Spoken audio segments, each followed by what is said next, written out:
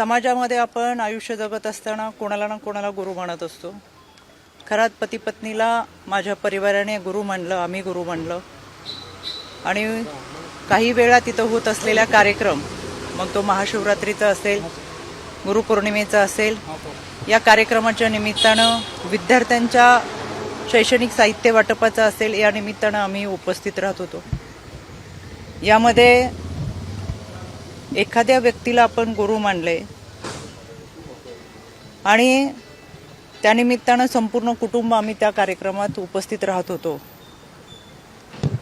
माध्यमांमधून सातत्याने दाखवले जाणारे व्हिडिओ हे काही वर्षापूर्वीचे आहेत. गुरुपौर्णिमेच्या निमित्तानं अनेकांनी ती पाद्यपूजा केली, तशी मी माझ्या पतीने देखील ती पाद्यपूजा केली. 5-6 वर्षापूर्वी ज्यावेळेस आपण ज्या लोकांच्या संपर्कात असतो ते 5-6 वर्षानंतर एखाद्याचं कृत्य, एखाद्याची वैयक्तिक वागणूक, त्याचं वैयक्तिक आयुष्य याच्याबाबत आपल्याला कोणतीही सुत्राम कल्पना नसते. आज आपण ज्यांच्याबरोबर आहोत, जे आपल्याबरोबर आहेत, ते उद्या पुढे जाऊन कसं वागणार आहेत ही कल्पना आपल्या कोणाला नसते. त्याच्यामुळं मी ही घटना समजली त्यावेळेस मला तो धक्का बसला. मी लगेच ते ट्विट देखील केले सुरुवातीला की या देवस्थान ट्रस्टशी माझ्या कुटुंबाचा संबंध आहे, पण खरात आणि त्याच्या वैयक्तिक आयुष्याबद्दल काही माहिती असायचं कारण नव्हतं. यामध्ये पोलिसांनी खोलवर निष्पक्षपणे तपास करावा हे मी परवाच सांगितलेलं आहे.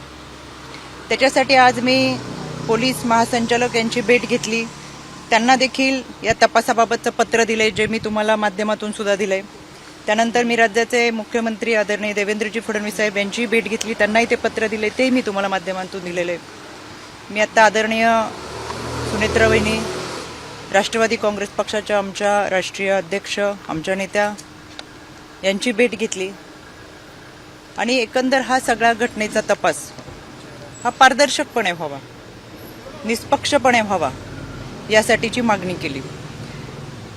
यामध्ये आपण काही लोकांवर विश्वास ठेवतो, एक आध्यात्मिक श्रद्धा आपली असते, एक आध्यात्मिक भावना असते. माझं संपूर्ण कुटुंब हे वारकरी कुटुंब आहे. त्याच्यामुळे आमची जी श्रद्धा होती ती आध्यात्मिक दृष्टिकोनातून होती आणि म्हणून आम्ही कुटुंब ह्या देवस्थानशी जोडलं होतं. पण त्याची दुसरी जी बाजू आहे ती कधी आमच्या समोर आली नाही, काही माहीत असायचं कारण नाही. वर्षातल्या काही कार्यक्रमांना उपस्थित राहत असताना काही कालावधीसाठी आम्ही तिथं असायचो. त्याच्यामुळे जे काही घडले ते अत्यंत चुकीचे, अतिशय घाणेरडं कृत्य आहे. त्याचं कुठेही आम्ही समर्थन करणार नाही. पोलिसांनी त्याचा सखोल तपास करावा, आरोपीवर कठोर कारवाई करावी ही मागणी आम्ही महासंचालक असेल, आदरणीय वहिनी असतील, आदरणीय देवेंद्रजी फडणवीस असतील यांच्याकडे केलेली आहे. यामध्ये 2 गोष्टी मला प्रकर्षाने सांगायच्या आहेत. काल कोणी एक पत्रकार, खबरदार पुढारी यांनी त्यांच्या वर्तमानपत्रात एक बातमी दिली होती 19/3/2025 ला. ही बातमी आमच्या समुपदेशकांकडे आली. समुपदेशक त्या विभागामध्ये काम करतात, विभागीय समुपदेशक असतात. त्यांनी ही बातमी, त्यानंतर समुपदेशकाने त्यांना हे पत्र पाठवलेले 8 तारखेला. आमच्या प्रकल्प अधिकाऱ्याने हे पत्र पाठवून त्या पत्रामध्ये स्पष्ट दिलंय की आपल्या पेपरमध्ये जी बातमी आली त्याच्यामध्ये बातमीमध्ये काही मोघम स्वरूपात छापलेली आहे, तर या प्रकरणामध्ये आपल्याकडे काही माहिती असेल तर सविस्तर आयोगाला कळवावी.